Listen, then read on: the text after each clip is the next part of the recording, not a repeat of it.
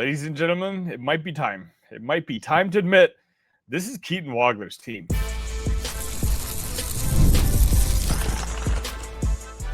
You are Locked On Illini, your daily podcast on the Illinois Fighting Illini. Part of the Locked On Podcast Network, your team every day. Hello, one. Hello, all, two. And welcome to another edition of Locked On Illini. Thank you all so much for making us your first listen each and every day. And thank you so much for making the Locked On Sports Network the number one sports network in the world. Today's episode is brought to you by FanDuel. And if you want to be right in the middle of the action this season, visit FanDuel.com and place your NFL live bets all season long. My name is Sonny Verma, your host here at Locked On, where I continue to provide you coverage each and every day. If you're a fan of the orange and blue, if you are a former alum, or you're just a fan who likes to be in tune to what's going on in the world of Illini, make sure you're subscribed to the channel. And if you're feeling a little nice on this Christmas Eve, please, if I wouldn't mind it if you want to hit that like button for me. Speaking of it, I want to mention Happy Christmas Eve to those of you who celebrate. Happy holidays to those of you as well. Today, I want to talk about what might be the best gift that Illinois has received this year. And of course, I'm going to be referencing Keaton Wagler. I just got finished watching the replay. As you guys know on the show, my everydayers at least know that I watched the game live as a fan, but then I rewatched it the next day, not as a fan, but more analytically, so that I can give out my player grades and tell you what I liked and what I didn't like from each particular player. And while this episode was originally supposed to be about player grades, there's a couple storylines that just jumped out at me kind of clearly.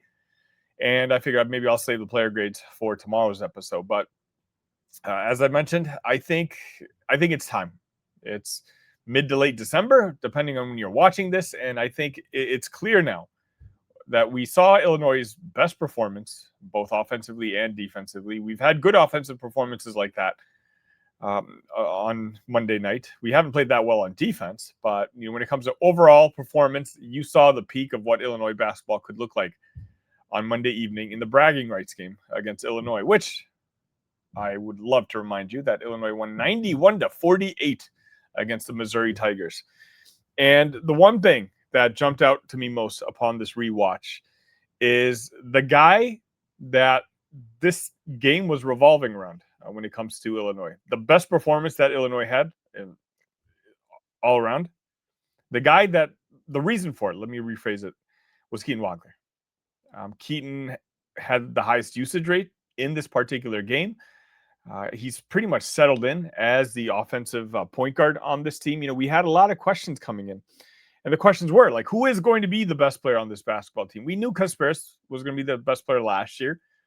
We weren't sure, but we assumed Terrence Shannon Jr. was going to make the leap the year before. And then, of course, we had Marcus Damask making the leap, coinciding with Terrence Shannon Jr. when Terrence was dealing with his drama. But this year, we know we had Tomislav Ivišić coming back, and I said that Tommy was arguably our MVP last year, and he could very well be our MVP, maybe our best player this year, a guy who could be all Big Ten. You had Kylan Boswell, another guy, point guard, a senior, the elder statements on this basketball team. Well, maybe he could be the star on this basketball team. Again, he doesn't necessarily have superstar potential, but he's a guy who is sound, and you can tell he relished and he embraced the idea of being the captain on this team. Then 2 weeks in, you saw David Mirkovic do his best Nikola Jokic impressions, and like, oh, wow, maybe David is the guy. And I do want to talk about David before the segment ends, but I don't think it's going to be David either. Quite honestly, the hype was right. The Keaton Wagler hype that was going on in almost every Illinois circle. I mean, you as fans, and by you, I'm saying me as well, we all heard it. We all heard it from the coaching staff. We all heard it from Kylan Boswell. And not even that, even people who were visiting Illinois practices were saying, yeah, this kid, Keaton, it just seems to be at a different level. Brad Underwood compared him to Ayo Dosunmu, compared him to Kasparis Jakushonis and Will Riley. And keep in mind, Will Riley and Kasparis Jakushonis were top 20 recruits. And I believe Rivals had Keaton Wagler at 260. So pardon me for wanting to tap the brakes a little bit on that hype. But, obviously he's had a great start to the season. But seeing this performance for the second time against Missouri. I think it's time. Very early on last year, we knew to give the keys to Kasparas. It took me a little bit longer, and don't get me wrong, I think Keaton at this point is going to run into a freshman wall at some point. And so we'll see how the rest of the team adjusts when that happens. Now, this year's team's a lot better suited to adjust than compared to last year's team, where you had Kasparas, but when Kasparas went down, there was nobody else I trusted with the ball until the end of the season when Tomislav and, more importantly, Will Riley really kind of settled in. This year, if Keaton's not getting it going, I have more confidence in guys like Kylan Boswell and Andrei Stojakovic and et cetera, et cetera. But until that happens, the game plan that you saw against Missouri on Monday evening has to be the game plan moving forward. Keaton Wagler for the year is now in 31 and a half minutes, which seemingly goes higher every game. He's played all 40 minutes just a couple of days ago. I believe he played 34 against Missouri. In 31 and a half minutes, Keaton is averaging 15.7 points per game, which is leading the team. He's averaging 5.1 rebounds and 3.3 assists, almost a steal a game, almost a half a block, and just 1.3 turnovers. Shooting is also there. Shooting 45.8% from the field, 83.1% from free throw land, and 43.3% from three-point land. I think I said 83.1. That was free throw land. I don't know if I corrected myself then. But Keaton is the guy. He simply, when you watch him play, I was careful saying this, and then I kind of felt like I kept repeating myself that, Keaton plays like a veteran. That goes without saying now. I'm going to try not to say it moving forward because I think that's just the expectation when you watch Keaton Wagler play. But on Monday, being the focal point of that offense, more often than not, I couldn't count more than one, what I perceive as a freshman mistake that he made. And this is a guy who has the ball in his hand all the time. If I'm being honest with you, I think Kasparas' NBA ceiling is probably a little bit higher. But Keaton Wagler, at least right now, I think is a better player than Kasparas. And unlike a lot of Illini fans, and unlike a lot of you guys who are probably watching this or listening to this, I'm a big Kasparas fan. Like, I understand he struggled in the second half, but I still appreciate everything that he did for this Illini program last year. But Keaton, right now, I think overall is the better player. He doesn't have the same responsibilities Kasparas does. But right now, when the offense is humming through Keaton Wagler, keep in mind, that's the other thing, right? When the offseason started, the questions were, who's going to be the point guard? And I talked about it like, hey, I like Kylan Boswell, but I think Kylan Boswell plays better as the off guard. We saw that last year when Kasparas took over at point and Kylan was the off guard. Kylan had his better games for the Illini. This year, I thought the problem was solved when Illinois signed Mihailo Petrovic. I was like, finally, you have a natural point guard there who likes dribbling the ball, who is pass first. You can slide Kylan over to shooting guard, and then you have Keaton Wagler coming in. Man, you have arguably one of the best three-guard rotations in the entire country. And I was 2/3 of the way right. It turns out, Mihailo obviously hasn't played much, and we'll talk about that in the second segment. But Keaton Wagler is the guy. He's a guy who is one of the top 5 freshmen in the country. I would argue even higher than that. And certainly he came in with the lowest pedigree. If Illinois wants to be humming the way we saw it on Monday, we need a kid in charge who doesn't make mistakes, who enjoys passing the ball, and who doesn't get flustered. If this team, I've talked about this. I love Andrei Stojakovic. My everydayers in here know that, I think he adds an asset to this team that this team sorely needs. If the jump shots aren't falling, you give it to Andres and you give it to Kylan and be like, hey, put your head down and go attack the basket and get some easy points for us. But this team hums the best if Keaton Wagler, David Mirkovic, and Tomislav Ivišić are your 3 main points of contact. Because all 3 have very high basketball IQ. All 3 have extraordinary vision when it comes to the basketball court. And they just know how to make the right basketball play. The ball doesn't stand around when those 3 are on the court. And I think you caught a glimpse of it yesterday. When Andres went out, all of a sudden the offensive flow really started humming. And Illinois, I believe, was up 16 points or so at halftime. And in the second half, not much changed. It's just Keaton Wagler being Keaton Wagler, but David Mirkovic, who despite his 9-5-5 box score, I argue could be one of the most valuable players of the game on Monday evening, because he got to play his game. When the how do I phrase this? When the Illini play that way, they're impossible to game plan for. There's no opposing head coach or assistant coach. There's nothing that they can come up with to try to stop that, because what are you going to do? You're going to try to stop the ball and try to stop 7 competent scorers from scoring? That's really tough to do. It's easy when it's just one guy you have to focus on, or 2 guys you have to focus on. But when this offense is humming the way it did Monday evening, the ball is constantly moving around, and it's only going to settle when there's a really good jump shooter who's taking a really open jump shot. And you take those percentages if you're the Illini. And it's one of those questions where, now that the non-conference, I'm technically not over. We play Southern on Monday, but for the better part, it's over. I mean, if we lose on Monday to Southern, then we have a lot more things to talk about. But now that the non-conference is over and you went 3-2 in your big matchups, it's time to settle in to Big Ten Conference, right? You sit there right now at 1-1 in the Big Ten Conference, but you have some very winnable games moving forward. But I think for the most part, the tinkering has stopped. You're no longer really trying to find your best lineups. You've had a couple months now to see who your best players are and how to slot them in.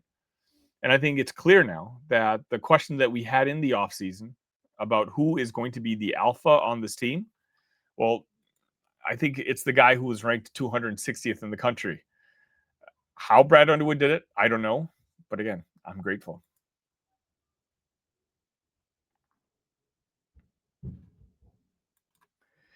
NFL Sundays move fast, one big play, and suddenly everything feels different. That's what makes live betting with FanDuel so exciting. You're not just watching the game, you're reacting to it in real time. With FanDuel, you can place bets as the action unfolds. Every drive, every momentum swing, every highlight moment. Live betting is best when the game starts to shift. A receiver gets hot, a defense tightens up, or the momentum flips with a turnover. FanDuel lets you jump into the moment. You got live spreads and money lines that adjust instantly. Player props update as guys heat up. And you can bet next touchdown scores, drive results, totals, anything you can imagine. I don't know about you, but just like last week, I called out how crazy I thought that Green Bay was favored to beat the Bears in Soldier Field. Now that eventually flipped. I hope some of you got the Bears at plus money. You got the opportunity again this Sunday. Last time I checked, I think San Francisco was 3-point favorites against the Bears. I think you can guess where I'm going with that. So if you want to be right in the middle of the action this season, visit FanDuel.com and place your NFL live bets all season long. FanDuel, the game moves fast, and so can you. And welcome back to Locked On Illini. Please drop a like if you're enjoying what you're seeing so far. So Monday evening, as we're talking about the Bragging Rights game, it was pretty notable that with about 10 minutes or so that Kylan Boswell, the starting guard on the Illini, went into foul trouble. He picked up his second foul, and then all of a sudden, a lot of Illini Nation's ears perked up. Their eyes got a little extra wide, saying, "Hey, is it time? You gotta put Kylan on the bench. You don't want him to pick up his third foul. Is it finally time to bring Mihailo Petrović off the bench?" And as we gazed on over, it wasn't Mihailo Petrović, but instead it was the other freshman, Brandon Lee, who got the call and came in to replace Kylan for a few minutes in that first half. And that got, a lot of Illini fans upset. And, Brandon did okay for his stint in the game, but eventually Kylan came back in the second half, did his own thing. And in a blowout like that, when you win by 43 points, and again, the game was pretty much out of hand early in that second half, the whispers started again. And I wouldn't even say it's whispers. At this point, it's shouts. It's like, where's Mihailo? Bring in Petrovic. And I feel like I have some responsibility because a lot of you guys know me as, one of the biggest Mihailo Petrovic guys. I'm a huge fan of his talent. I watched his games during the offseason when he committed to the Illini, and I could not say enough good things. And I want to be clear that all of it still stands true today. I think Mihailo Petrović could be a very good college basketball player if he played tonight. Having said that, though, I want my Petro soldiers to stand down for a moment. I wasn't very upset that Mihailo didn't get the minutes. I mean, don't get me wrong. Yeah, he should get more minutes than a 40-point blowout. But my biggest frustration coming into that game yesterday was the fact that Keaton Wagler played 40 minutes the game before, and I believe Kylan played almost 35 minutes himself as well. And when you put that kind of grind on Kylan, and particularly on Keaton, because Keaton's not a big boy, I'm afraid like you can run them to the ground. You can get them tired and you can get them hurt. And then what? You don't really have a backup plan. You seem to have a king of hearts in your back pocket in Mihailo Petrović, a guy who was running for MVP in a European league, a 22-year-old point guard on your basketball team, but you weren't utilizing him. You weren't using him. And so for me, that's kind of where my frustrations came in. But when Brad Underwood brought in Brandon Lee on Monday evening, I thought about things, and quite honestly, I wasn't too upset. Brandon Lee also plays a key role on this basketball team. Maybe not as much this year, but certainly next year. So I want to talk about Brandon Lee first before I talk about Mihailo Petrović. In this era of the transfer portal, we're constantly surveying the landscape and being paranoid that this guy's going to leave or that guy's going to leave. Everything that we've heard about Brandon Lee is he's the next iteration of Kylan Boswell, that he is Kylan 2.0. And sure, he hasn't been playing much minutes this year. He's played 4 games this season, averaged 8.5 minutes, and he's got 2.5 points in those minutes. But again, he's not necessarily known for his offense, although he showed us glimpses in previous games.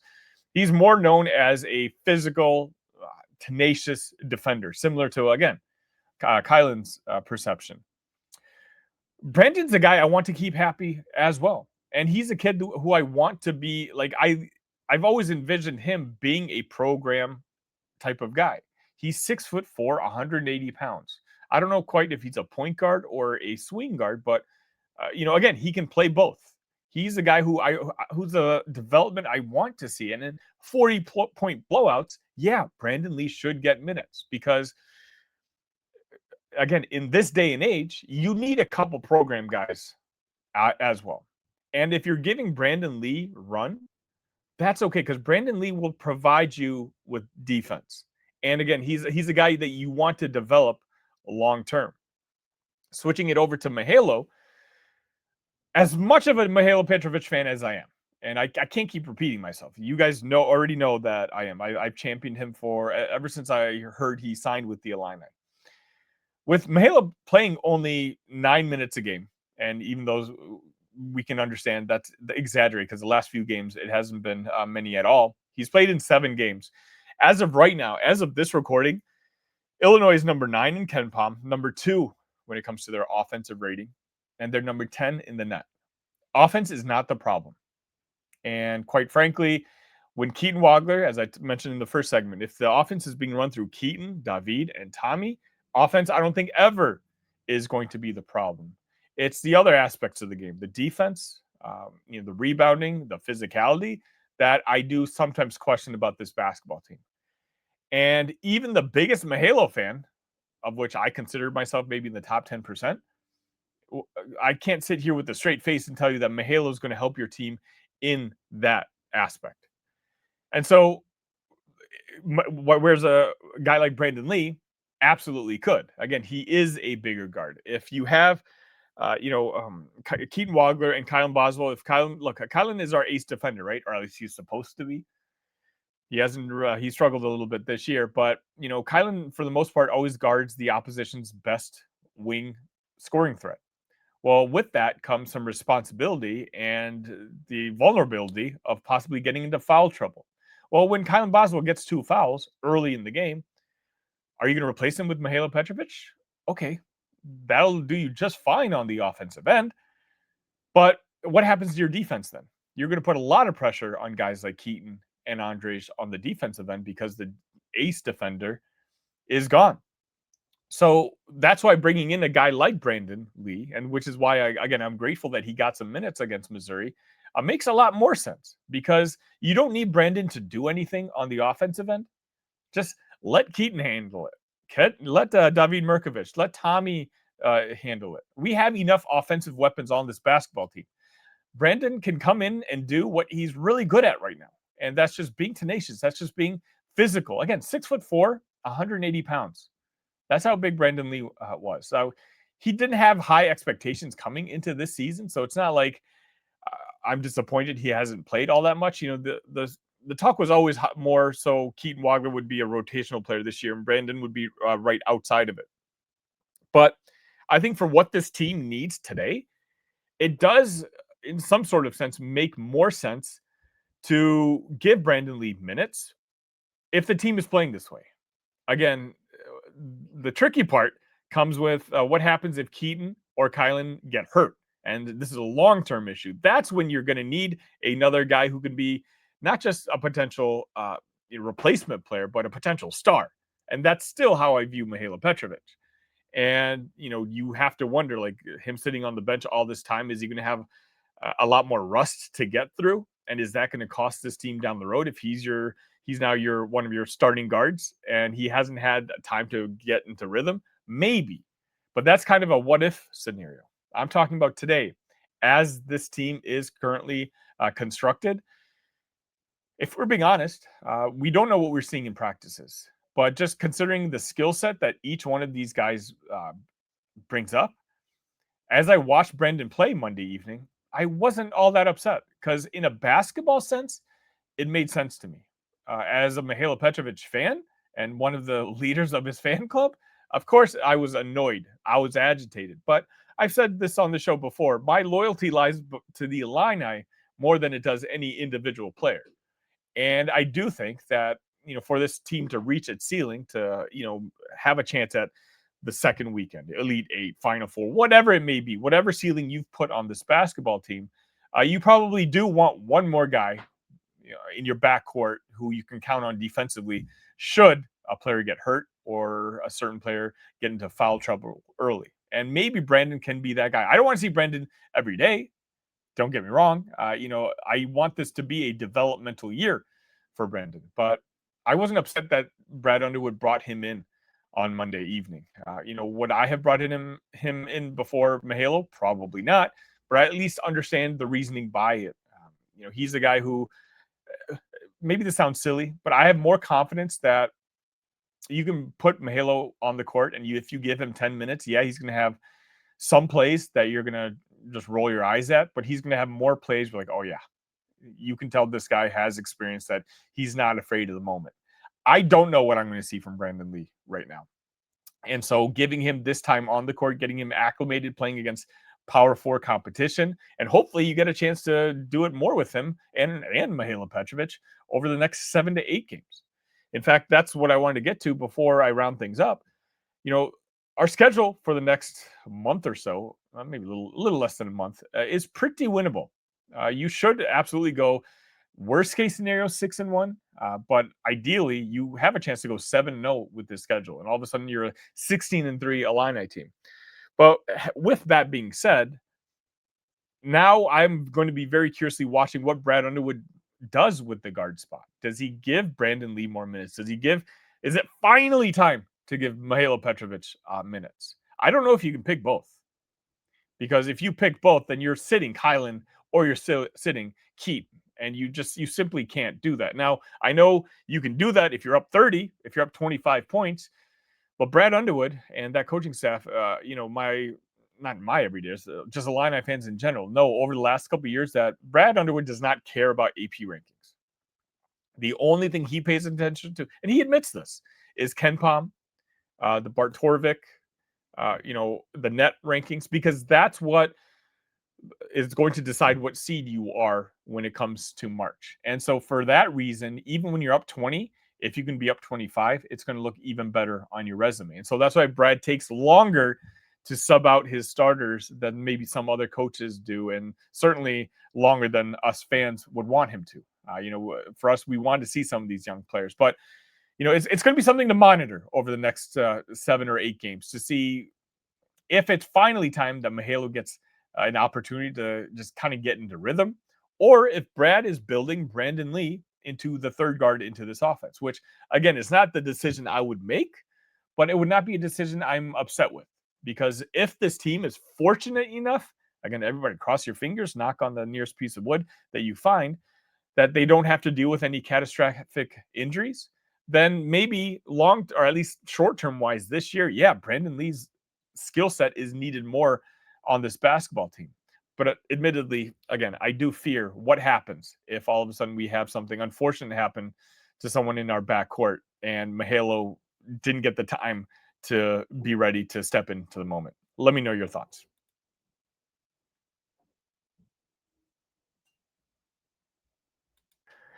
And welcome back again. Happy Merry Christmas Eve to those of you. If you're looking for a last minute gift, can I mention again the Everydayers Club? It's an opportunity that I'm very excited to offer here at Locked On Illini.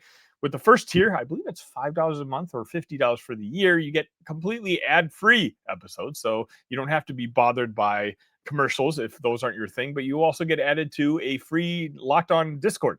So if that's your jig, please consider joining that. If you want even more access, in fact, they call it the all access tier of Locked On Illini. With that, you get more access to me. You can text me questions as you want. If you have a question about a recruit visiting, have I heard how is recruiting going with this guy or that guy? I can respond to you immediately. And you also get extra episodes, all access. Look, again, I can only do 5, maybe 6, maybe 7 episodes a week right here on Locked On Illini, right? But that doesn't mean I don't have other thoughts. I gave you a preview of an episode last week talking about, it was 2 weeks ago when I talked about Brad Underwood and maybe he's possibly making the leap.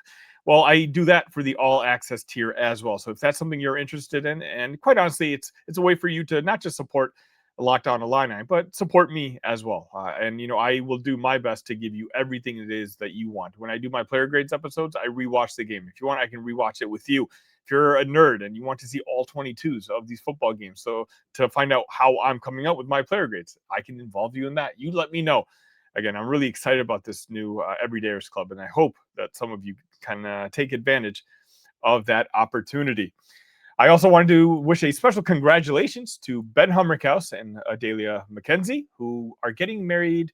If you're watching this, they got married yesterday. So one of the first families of Illini basketball at this point. I wanted to wish those two young the man and woman success and nothing but the best luck in their upcoming nuptials. Actually, I phrased that incorrectly. Not upcoming. They got married yesterday. Okay, whatever. My brain isn't on Christmas right now. I hope you guys all enjoy, some special time with your holidays. I am going to be coming back and releasing a Christmas episode, so I do hope you have some time to click and watch and support. I know you guys do. We just passed 3,800 subs on YouTube, and I did want to give you a special shout out. Monday was the highest downloaded podcast day that we've ever had at Locked On Illini. So again, the community that I have, I will take them up against anyone else's Illini community. I'm so incredibly grateful for you guys. 3,800 subs. I believe that's the second biggest Illini-based YouTube channel. And keep in mind, it's just me. I'm the producer here. I'm the writer here. All the stories that you hear are basically what I come up with, sometimes with your guys' suggestions. And so, I want to take a minute, and I'm probably going to do this again on Christmas itself, to just kind of wish us a special thank you. And, I do sincerely hope you guys all get to enjoy the holidays with your friends and family. And because I consider you guys my family at this point. But that's going to wrap things up for today. Again, enjoy your Christmas Eve. I'll see you on Christmas. Until next time, ILL. Love you guys.